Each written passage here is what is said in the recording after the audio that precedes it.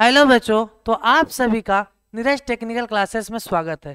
तो बाबू हम लोग पिछला जो लेक्चर पढ़े थे उसमें एफ तिरपली का सिलेबस का डिस्कस किए थे और अभी हम लोग जो लेक्चर पढ़ने वाले हैं एफ तिरपली का यूनिट 1 स्टार्ट करेंगे, जिसमें हम लोग कुछ बेसिक पार्ट को सबसे पहले पढ़ते हैं। तो बाबू चलिए हम लोग ध्यान देते हैं। तो बाबू जो एफ तिरपली है उसका पूरा नाम क्या था? Fundamental of electrical and electronics.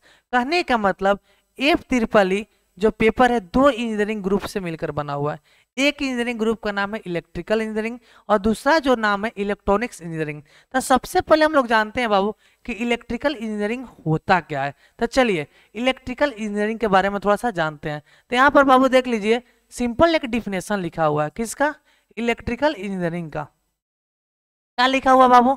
It is the branch of engineering which deals with the generation, distribution, storage and conversion of electric energy या पावर। कहने का मतलब बाबू जो इलेक्ट्रिकल इंजीनियरिंग होता है उसमें हम लोग पढ़ते हैं कि पावर का कैसे हम लोग जनरेट कर सकते हैं, कैसे डिस्ट्रीब्यूट कर सकते हैं और कैसे स्टोर कर सकते हैं, और पावर को एक फॉर्म से दूसरे फॉर्म में कैसे चेंज कर सकते हैं। ठीक है, कहने का मतलब डेट लाइक हम एक एग्जांपल लेते हैं। एक एग्जांपल लेते हैं बाबू, हाइड्रो इलेक्ट्रिक पावर प्लांट, जो कि किससे चलता है? पानी से।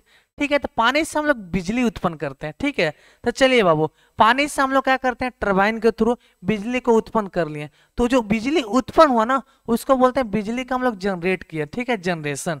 ठीक है, वही बिजली हम लोग के घर तक जिस तरह से पहुंचा वही हुआ डिस्ट्रीब्यूशन। और स्टोरेज कहने का मतलब जो हम लोग बिजली बाबू जनरेट किए हैं, मान लेते हैं हम लोग कितना जनरेट किया, हम लोग की आवश्यकता था 250 मेगावाट, तो हम वहां पर क्या करें? स्टोर करके रख लिए, फिर घर घर गली गली तक क्या करते हैं? उसको पहुंचाते जा रहे हैं। ठीक है, उसके बाद है कन्वर्जन ऑफ इलेक्ट्रिक एनर्जी। कहने का मतलब इलेक्ट्रिक एनर्जी को एक फॉर्म से दूसरे फॉर्म में हम लोग क्या कर लेते हैं? चेंज कर सकते हैं। ठीक है, यहाँ तक कोई दिक्कत नहीं है। तो सिंपल एक बार हम लोग डिफिनेशन अच्छा सो रीड मार लेते हैं। ठीक है, तो क्या लिखा हुआ बाबू? इलेक्ट्रिकल इंजीनियरिंग का definition, it is the branch of engineering which deals with the generation, ठीक है, main point, distribution, storage and conversion of electrical energy या पावर।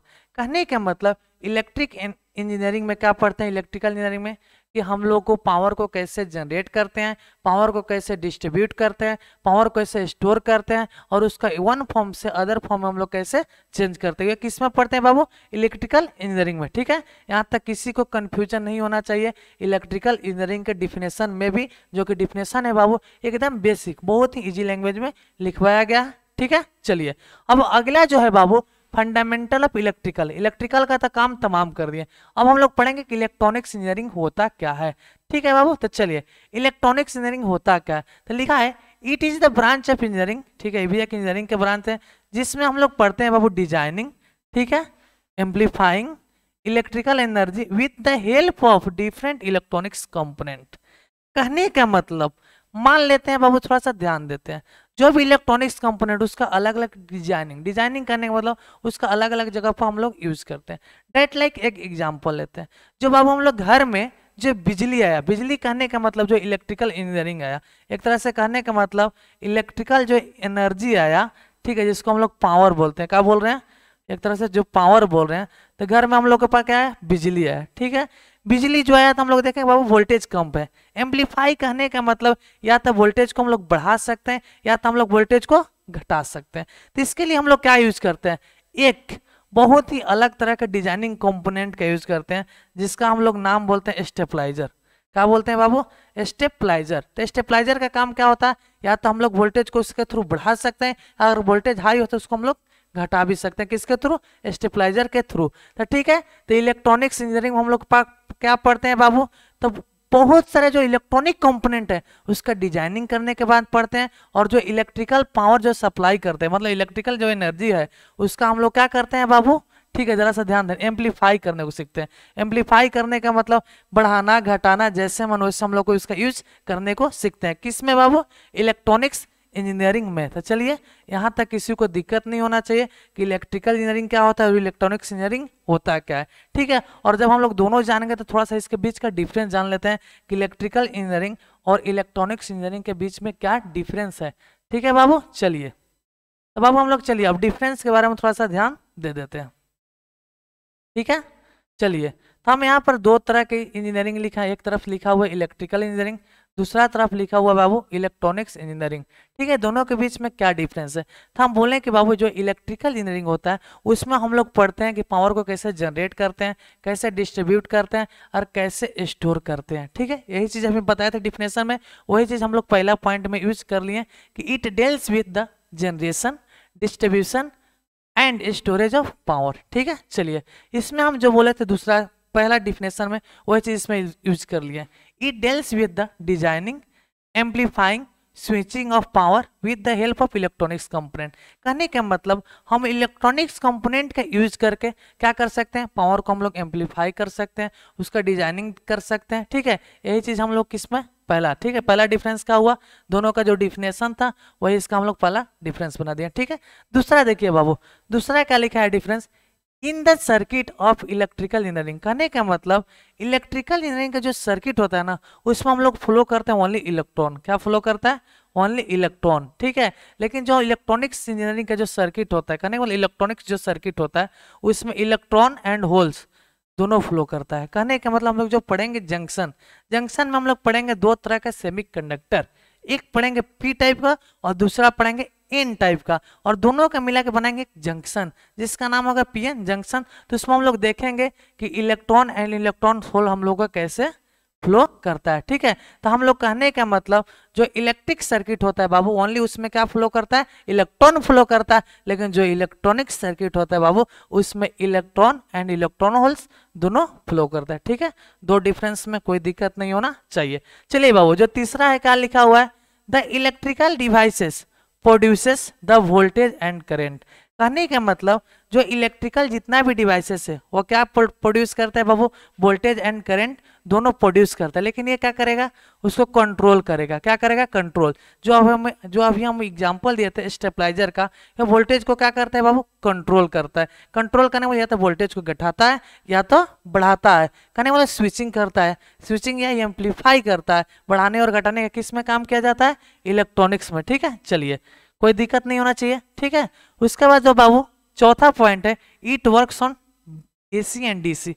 कहने का मतलब बाबू जो इलेक्ट्रिकल इंजीनियरिंग का जितना भी कंपोनेंट है वो हम लोग को वर्क करता है किस पर, एसी एंड डीसी दोनों पर वर्क करता है, लेकिन ये ओनली किस पर वर्क करता है, एसी पर वर्क करता है। कौन सा कंपोनेंट के बात में हम बात कर रहे हैं कि एसी पर वर्क करता है, तो जो बाबू इलेक्ट्रॉनिक्स कंपोनेंट है वो ओनली किस पर वर्क करता है, एसी पर, और जो इलेक्ट्रिकल कंपोनेंट है वो एसी और डीसी दोनों पर वर्क करता है। चार डिफरेंस है जो कि चारों छोटा छोटा बहुत ही आसान लैंग्वेज में लिखा गया है, लेकिन जो ये है चारों इंपॉर्टेंट है। एग्जाम में अगर आएगा इलेक्ट्रिकल एंड इलेक्ट्रॉनिक्स इंजीनियरिंग के बीच में डिफरेंस लिखने का तो हम लोग इसको लिख लेंगे। चलिए नेक्स्ट देखते हैं बाबू।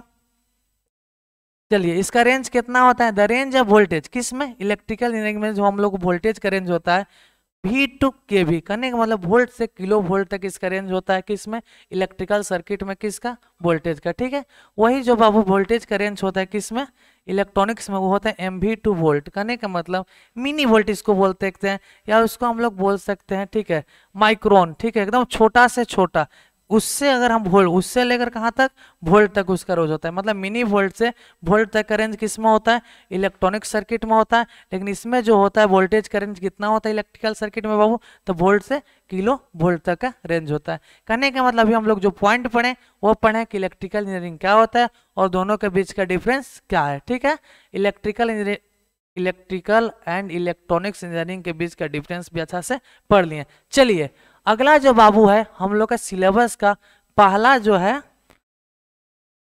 टॉपिक वो स्टार्ट होते जा रहा है। ठीक है, तो देखिए पहला जो टॉपिक का नाम है बाबू, ठीक है, देख लेते हैं कि कौन सा टॉपिक है। तो पहला है हम लोग को है बताए थे कि हम लोग करेंगे ओवरव्यू ऑफ इलेक्ट्रॉनिक कंपोनेंट, जिसमें हम लोग को दो कंपोनेंट के बारे में पढ़ना है बाबू। एक कंपोनेंट को बोलते हैं एक्टिव कंपोनेंट और दूसरा जो कंपोनेंट है बाबू उसको बोलते हैं पैसिव कंपोनेंट। ठीक है, चलिए तो अभी हम लोग जानेंगे कि एक्टिव कंपोनेंट होता क्या है, उसके बाद जानेंगे कि पैसिव कंपोनेंट क्या होता है। ठीक है, थोड़ा सा एग्जांपल इसका जान लेंगे और दोनों के बीच का डिफरेंस जान लेंगे। चलिए तो एक्टिव कंपोनेंट क्या होता है बाबू, तो एक्टिव कंपोनेंट क्या होता है, active component is an electronic component which supply energy to the circuit. कहने का मतलब एक्टिव कंपोनेंट उसको बोलेंगे जिसके थ्रू हम लोग क्या करेंगे, किसी भी सर्किट में एनर्जी का सप्लाई करेंगे। कौन सा एनर्जी? इलेक्ट्रिकल एनर्जी का सप्लाई करेंगे। डेट लाइक इसका एग्जांपल में मेन देखते हैं बाबू, जनरेटर। जनरेटर क्या करता है बाबू? जनरेटर हम लोग जानते हैं कि मैकेनिकल एनर्जी को इलेक्ट्रिकल एनर्जी में पहले कन्वर्ट करता है। कन्वर्ट करने के बाद सर्किट में क्या करता है? सप्लाई करता है। तब हम लोग का घर का क्या करता है? बल्ब जलता है। जैसे जो अभी लगन का समय चल रहा है, लगन के समय सबसे अधिक क्या होता है? जनरेटर का यूज किया जाता है। तो हम लोग देखते हैं कि जनरेटर के थ्रू क्या किया जाता है? सभी जितना भी डेकोरेशन किया जाता है सब में उसमें किसका बिजली उत्पन्न करके पहुंचाया जाता है बाबू? तो जनरेटर के द्वारा ही पहुंचाया जाता है। तो ठीक है, तो हम लोग जान लें कि एक्टिव कंपोनेंट क्या होता है। तो एक्टिव कंपोनेंट क्या होता है जी? तो जिसमें एनर्जी का सप्लाई किसी भी सर्किट में किया जाता है। एग्जांपल में सबसे सिंपल जनरेटर का बताएं कि जो जनरेटर होता है बाबू मैकेनिकल एनर्जी को इलेक्ट्रिकल एनर्जी में कन्वर्ट करता है। कन्वर्ट करने के बाद हम लोग का घर घर तक बिजली पहुंचा देता है। इसको बोलते हैं कौन सा कंपोनेंट? एक्टिव। एक्टिव इंसान है, एक्टिव इंसान है। मान लीजिए हम एक्टिव है, हमसे सवाल पूछा गया, फटाक से आपका जवाब दे दिए, कहने को आपकी तरह हम सप्लाई कर दिए, तो उसी को बोलते हैं कौन सा कंपोनेंट? एक्टिव। जैसे आप एक्टिव हैं, हम पूछे इस क्वेश्चन के बारे में, बताओ बाबू एक्टिव क्या होता है? तुम फटाफट बोला मेरे पास सप्लाई तुम कर दिया।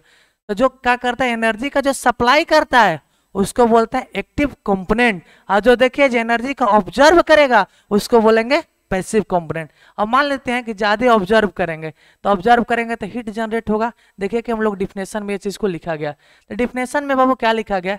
ए passive component is an electronic component which can only receive. Energy को क्या करेगा? रिसीव करेगा या ऑब्जर्व।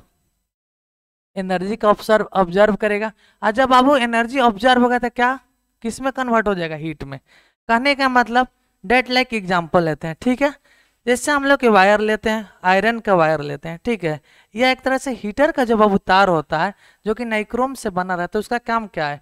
उसमें हम लोग करते हैं एनर्जी सप्लाई देते हैं, सप्लाई देते हैं, देखते हैं कि फिर हीट हो गया। हीट होने का मतलब एनर्जी को ऑब्जर्व किया, ऑब्जर्व किया तो किसमें वो ट्रांसफर कर दिया? हीट में ट्रांसफर कर दिया। तो देख लेते हैं पैसिव कंपोनेंट का डिफिनेशन। तो ए passive component is a electronic component which can only receive energy. ये सप्लाई नहीं कर सकती, एनर्जी को रिसीव कर सकता है। ऑब्जर्व एनर्जी, और जब ऑब्जर्व होगा तो अब वो देख लेते हैं कन्वर्ट इनटू हीट। किस में कन्वर्ट हो जाएगा? हीट में हो जाएगा। और जब स्टोर होगा तो दो तरह का स्टोर होता है, एक इलेक्ट्रिकल और दूसरा होता है मैग्नेटिक फील्ड। एक होता है इलेक्ट्रिक फील्ड के रूप में और दूसरा होता है मैग्नेटिक फील्ड के रूप में ये ऑब्जर्व हो जाता है, ठीक है। चलिए, तो हम लोग पैसिव कंपोनेंट के बारे में जानेंगे कि पैसिव कंपोनेंट क्या होता है। तो इसमें हम लोग बाबू सिंपल लाइन में एनर्जी को रिसीव किया जाता है, ऑब्जर्व किया जाता है, और जब ऑब्जर्व किया जाता है तो हीट जनरेट होगा, ठीक है। इसका एग्जाम्पल हम लोग हीटर के तार के थ्रू समझ लिए हैं। और या अगर स्टोर करेगा तो स्टोर करेगा दो रूप में, ठीक है। एक होता है इलेक्ट्रिक फील्ड के रूप में, दूसरा होता है मैग्नेटिक फील्ड के रूप में। इसका एग्जाम्पल में पहला है रेसिस्टर। रेसिस्टर कहने का मतलब रेसिस्टर का काम क्या होता है? तो जितना भी करंट देते हैं वो पहले क्या करेगा? जितना ऑब्जर्व करना वो ऑब्जर्व करेगा, ऑब्जर्व करते रहेगा तो क्या करेगा? ये करंट को पैदा करने में थोड़ा सा बाधा डालता है। क्या डालता है? बाधा। इसको हम लोग रेसिस्टेंस समझते हैं। सिंपल लाइन में रेसिस्टेंस, रेसिस्टेंस का मतलब होता है हिंदी में प्रतिरोध। प्रतिरोध करने का मतलब जो धारा को विरोध करता है उसको क्या बोलते हैं? प्रतिरोध। तो रेसिस्टर का काम वही है बाबू, ठीक है। रेसिस्टर का काम है कि जितना एनर्जी सप्लाई हो रहा है, जितना जाने वाला है चल जा रहा है, लेकिन कुछ एनर्जी क्या कर लिया? स्टोर किया। स्टोर किया तो क्या हो जाता है? हीट हो जाता है। जिसका एग्जांपल हम लोग रट लेंगे कि रेसिस्टर, इंडक्टर, कैपेसिटर, ट्रांसफार्मर, जो कि हम लोग अलग अलग में इसका वर्किंग प्रिंसिपल कंस्ट्रक्शन को भी जानेंगे, ठीक है। तभी हम लोग जो पढ़े सभी पॉइंट को क्लियर हो गया। सबसे पहला पॉइंट पढ़े थे, कौन सा पॉइंट बाबू? कि इलेक्ट्रिकल इंजीनियरिंग होता क्या है, इलेक्ट्रॉनिक्स इंजीनियरिंग होता क्या है, दोनों का बीच का डिफरेंस क्या होता है, यह चीज हम लोग क्लियर कर ले। उसके बाद पढ़े active component and passive component. Active कहने का मतलब जो एनर्जी का सप्लाई करेगा उसको बोलेंगे एक्टिव कंपोनेंट। पैसिव कहने का मतलब बाबू जो एनर्जी का स्टोर करेगा। स्टोर मतलब रिसीव करके रख लिया, ऑब्जर्व कर लिया, ऑब्जर्व करेगा तो क्या जनरेट होगा? हीट जनरेट होगा, ठीक है। यहाँ तक कोई दिक्कत नहीं होना चाहिए।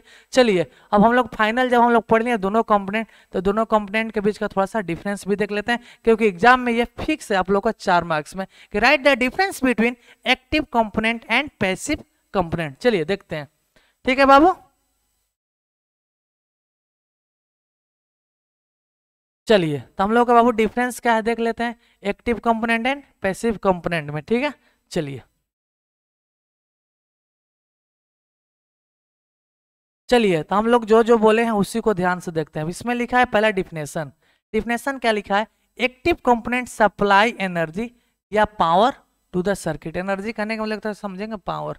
तो क्या किया जाता है, एक्टिव कंपोनेंट के थ्रू हम लोग एनर्जी का सप्लाई किया जाता है। यह क्या किया जाता है, पैसिव कंपोनेंट जो होता है यूटिलाइज। यूटिलाइज मतलब उसको यूज करें, जैसे रेसिस्टर बताए, रेसिस्टर में हम लोग करंट को फ्लो करें, जितना जाने ले आगे बढ़ाने लायक रहेगा तो बढ़ा लेगा, और जितना उसको ऑब्जर्व करना रहेगा चुपचाप लेकर बैठ जाएगा। ठीक है, चलिए दूसरा है, उसमें लिखा है it can control the flow of current. इसके थ्रू हम लोग क्या कर सकते हैं जी, करेंट के फ्लो को कंट्रोल कर सकते हैं। ठीक है, इसके थ्रू हम लोग करंट के फ्लो को कंट्रोल नहीं कर सकते। जितना भी लैंग्वेज पढ़ाएंगे बाबू बहुत ही इजी एंड सिंपल रहेगा, लेकिन एग्जाम में जितना आप लोग परफेक्ट लिखिएगा उतना ही मार्क्स मिलेगा। ऐसा नहीं सोचिएगा कि लेंदी लेंदी लिख दिए तो नंबर मिल जाएगा, इससे कुछ नहीं है। ठीक है, चलिए तीसरा हम लोग समझ लें, they are capable of providing power gain. ये पावर गेन को बढ़ाने में इसका क्या किया जाता है, यूज किया जाता है। किस कंपोनेंट का, एक्टिव कंपोनेंट का। लेकिन ये क्या होता है, ये कोई जरूरी नहीं है, इसका यूज नहीं किया जाता है। किसको, पावर को बढ़ाने के लिए। ठीक है, चलिए उसके बाद जब बाबू चौथा पॉइंट है, it produces energy in the form of voltage and current. ये दोनों के फॉर्म में एनर्जी को प्रोड्यूस करता है। किसके फॉर्म में बाबू, वोल्टेज एंड करंट के फॉर्म में। लेकिन ये प्रोड्यूस करेगा तो उसका काम क्या करना था, स्टोर करना। स्टोर मतलब रिसीव करना। वही चीज लिखा होगा, it store the energy in the form of voltage and current. कहने का मतलब चारों जो डिफरेंस लिखा है बहुत इजी लैंग्वेज में था। पहला दोनों का डिफिनेशन था कि एनर्जी का सप्लाई करते हुए एनर्जी का ऑब्जर्व करता है। दूसरा था कि ये कंट्रोल क्या करता है जी, फ्लो ऑफ कंट्रोल का, लेकिन ही नहीं करता है। इसके बस के बाद ना बात। ठीक है, चलो उसके बाद तीसरा है, ये कैपेबल का है पावर गेन का बढ़ाने में। कैपेबल मतलब मदद कर सकता है। कौन सा, एक्टिव कंपोनेंट। लेकिन एक और कोनो काम ना, एक से ना होने वाला है। ठीक है, चलिए उसके बाद हम लोग जो चौथा है बाबू, चौथा में हम लोग को बताएं कि ये प्रोड्यूस करेगा। कौन सा प्रोड्यूस करता है, दो फॉर्म में, वोल्टेज के फॉर्म में भी और करंट के फॉर्म में भी। आई जब प्रोड्यूस करता है तो पैसिव क्या करता था बाबू, स्टोर करता था। तो चलिए आज के लेक्चर में हम लोग इतना ही पढ़ें। ठीक है, लेकिन जितना भी पढ़ें अगर आप लोगों को कहीं भी डाउट रहेगा तो कमेंट सेक्शन में जरूर बताएं। और हम लोग का क्लास स्टार्ट हो चुका है, 5 से लाइव क्लास एकदम रन करेगा। तो आप लोग फटाफट जो अभी तक ऐप को डाउनलोड नहीं किए हैं तो प्ले स्टोर में जाएं और नीरज टेक्निकल क्लासेस का जो ऐप है उसको डाउनलोड करके लॉगिन कर लें, क्योंकि सभी बैच वहां पर ही प्रोवाइड किया जाएगा। थैंक यू, जय हिंद।